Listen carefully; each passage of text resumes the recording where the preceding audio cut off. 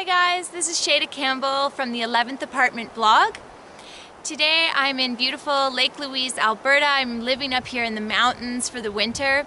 I'm actually living in a basement, so it's a little dark and dingy where I live, so my videos aren't quite as bright and colorful as I usually like for them to be. So I do apologize for that, but I thought it would be fun to at least shoot my intro outdoors and show you guys this beautiful winter wonderland that I'm living in. Today's video is an answer to a viewer question. A couple people have actually commented on some of the hand lettering videos and asked, how can you produce a hand lettered card on Kraft paper? Now, Kraft paper is that brown paper that's been really in for the past couple of years, and the question really asks, how do you produce any artistic piece or hand lettered piece on paper that's not white? And the answer to that is gouache. Now, gouache is a high opacity, highly pigmented medium. It's a water-based or watercolor paint. It's really fun to use. It's great for painting on craft paper or any dark cardstock. I'm going to show you all of the ins and outs today and teach you some tips and tricks. So let's get started.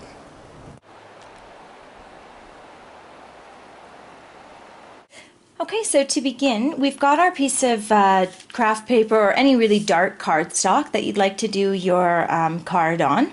I'm going to use this nice sort of dark periwinkle blue. I just love this color. So the first thing you'll want to do is create your sketch. So what I'll do is I'll just trace this card onto a piece of scrap paper and I'll work on my sketch. I find it helps to have the trace so that you know the parameters in which you're working. And that's what I've done here. I just traced the blue card onto some white paper. I did my sketch. I'm just going to do a really simple really simple design, but with lots of really pretty flowers so that I can really show you what the gouache can do and how colorful it can be. Once you've got your sketch, we need to transfer this onto this. So the way we're going to do that, and I know I've shown you this before, is to trace the sketch first. I just find that that is just a really good idea because it helps you to perfect your sketch. Unfortunately, my tracing paper is really curly, but that's why we have our paper tape or washi tape. Any paper-based tape like painter's tape or washi will come off really easy. You'll be able to tape things down and then just remove that tape without harming any of your paper products. Next thing we'll need is our Mona Lisa graphite transfer paper. I've talked about this before. This is what's going to transfer our design, but just be careful because it's really graphite-y, for lack of a better word. It really transfers a lot. It gets on your fingers, it smudges. So we're going to sandwich that. We've got our cardstock, the graphite transfer paper dark side down.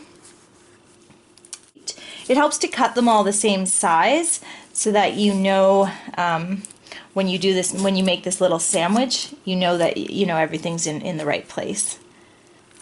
Okay, there we go. So now what I'm going to do is I'm going to take a pencil and I'm just going to trace over every line. You don't have to press really hard, just tracing to transfer that image.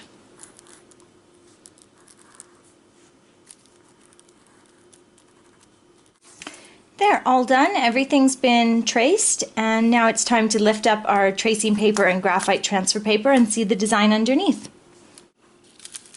So we're just going to carefully lift off that washi tape. And there we go. There's our design. I think it looks pretty good. It seems to have transferred quite well.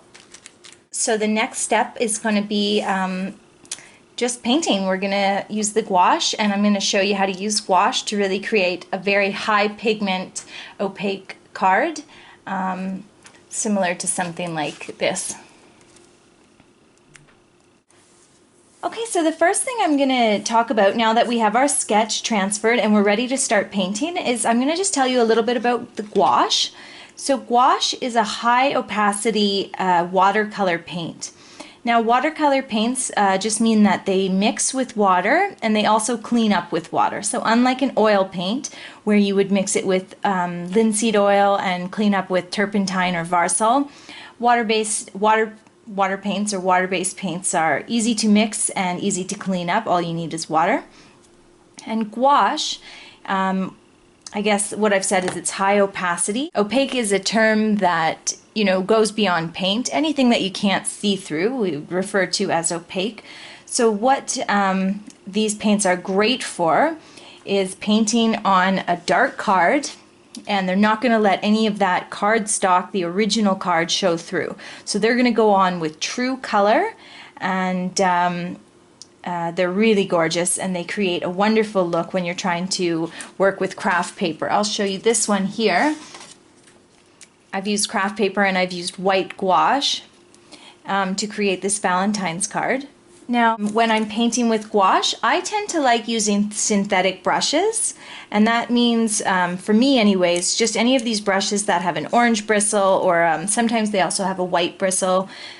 This one's colored because I've used it so much, but yeah, so that just means it's not a horsehair brush or anything like that. I tend to like these man-made brushes, but you can experiment and find out what you like.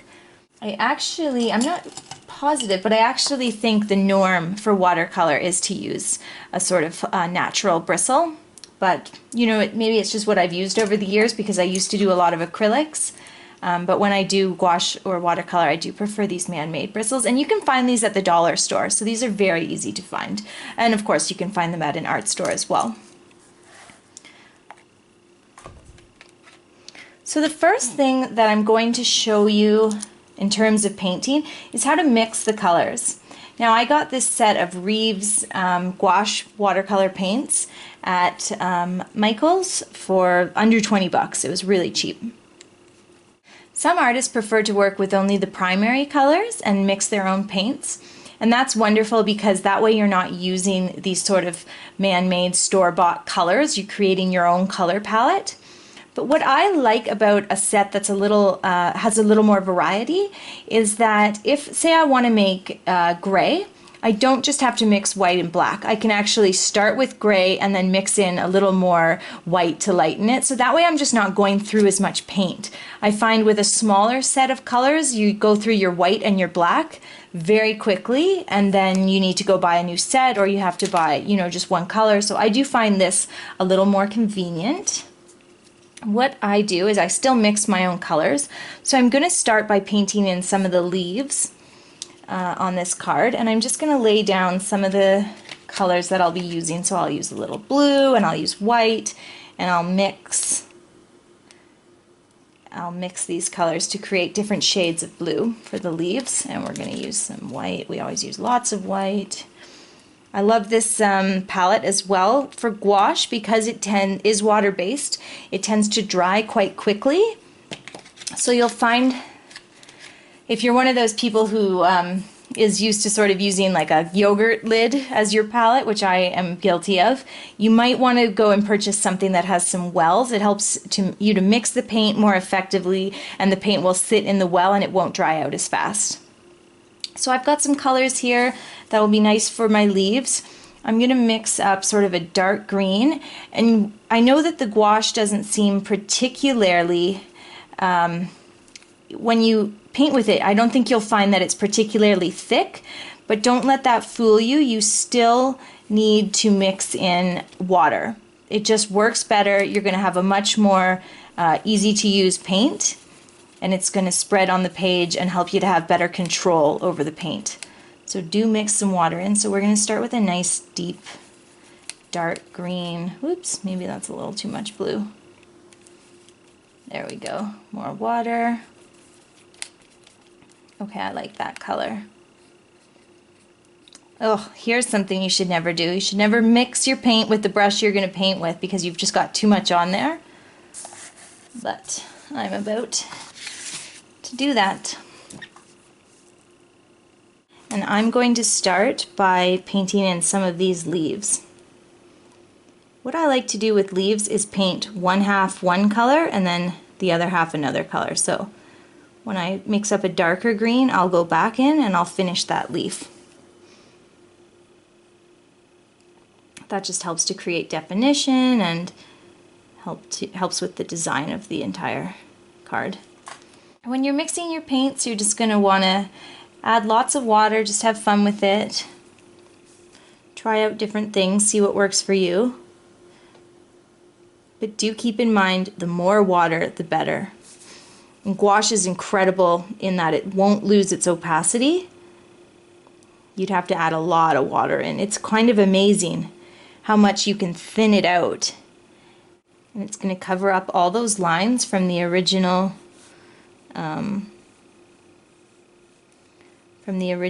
transfer. And another tip I can give is, even though you want the paint nice and watery, you don't want to have too much paint, especially a watery paint, on your brush, because it will pool on your card and you'll lose control of the paint. You'll end up with a larger, a larger leaf or a larger line than you were going for, a thicker line, I guess.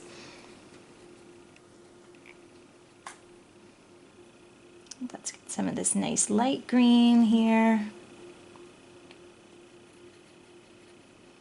That's kind of a pretty color. I just have fun mixing. I don't always know exactly what I'm going for when I start mixing.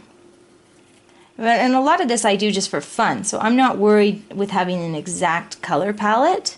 I'll definitely plan out my palette according to what color of paper I'm painting on. But I also like to have a lot of fun just mixing the paints as I go and seeing what I come up with. I really like this minty green color. I find you can get a nice chartreuse with your gouache by mixing yellow and green with lots of white, and you get a nice, very bright, almost fluorescent color. It can be really pretty on, especially a dark cardstock like this.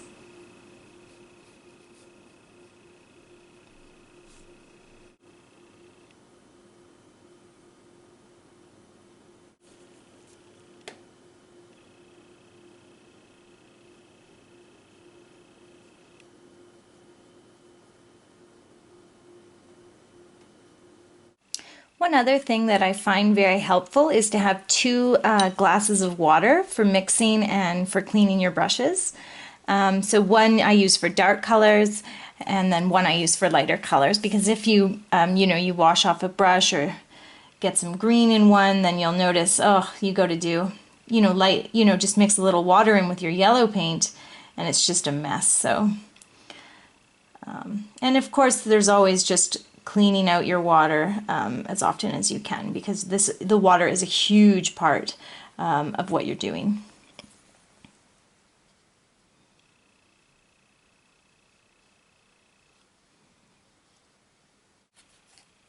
So I'm going to mix up a nice peachy pink color over here.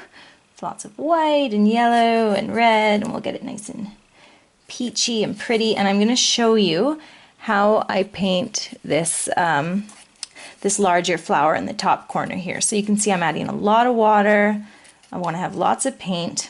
All right, perfect.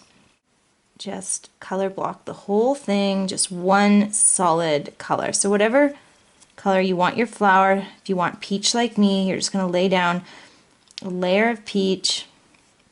And this flower is sort of blob shaped, and that is okay because you are going to add in all the definition and the petals on top.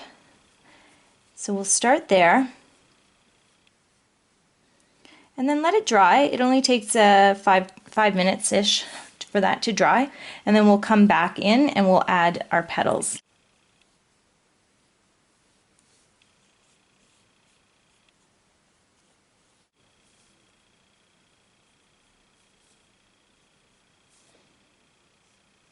Okay, I would say we are at the point where we can go back in and add our petals on this one. So what we're going to do is we're going to use that same paint. So as much as you want it to dry a little bit, you don't want to wait too long, or your original mix will dry up. So what I'm going to do is I'm going to sort of mix a little of that with some white, and I'm going to get a nice color. Oh, maybe I'll make it a little more pinky. I love the way pink and peach looks together. Make sure I'm using my light colored water to mix that. And then what I'm going to do is I'm going to go back in. I don't want too much paint on my brush. It's always good to have a paper towel handy too for wiping off water, for wiping off paint. And I'm just going to give it these nice petals, and I do that by just doing these big swooping strokes, just adding lots of definition, adding water.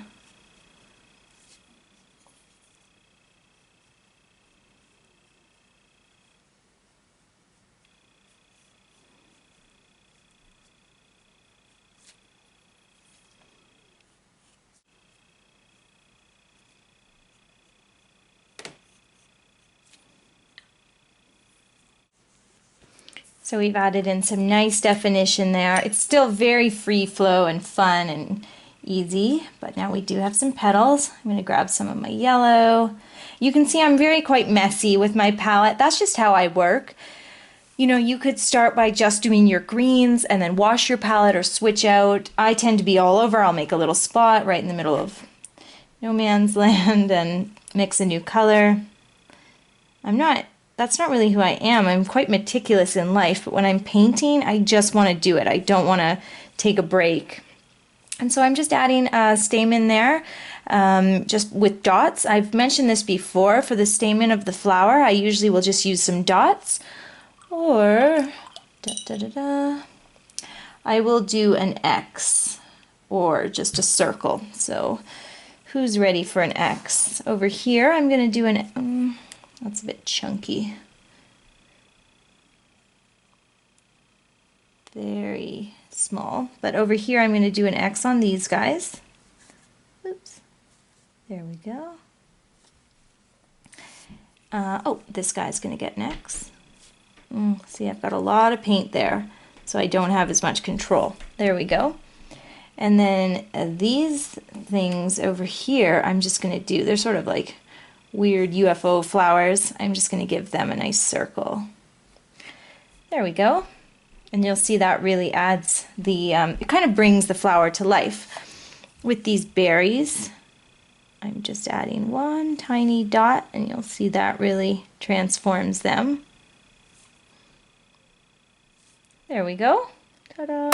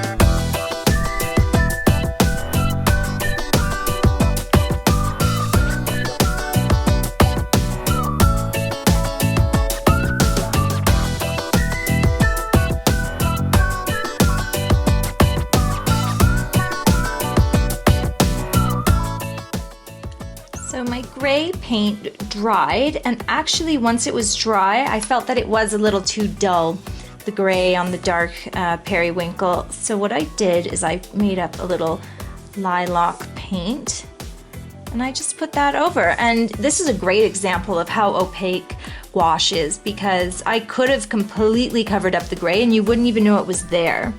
And that's pretty amazing that you can cover up a dark color with a lighter color. But what I chose to do here is to cover it up, but to also leave a little outline, and that just helps to just give my letters a little extra definition and kind of just pump them up a bit, I guess. And I think it looks really pretty. And then I've added a little lilac in as some highlights so that it goes with the card, and it all sort of ties together.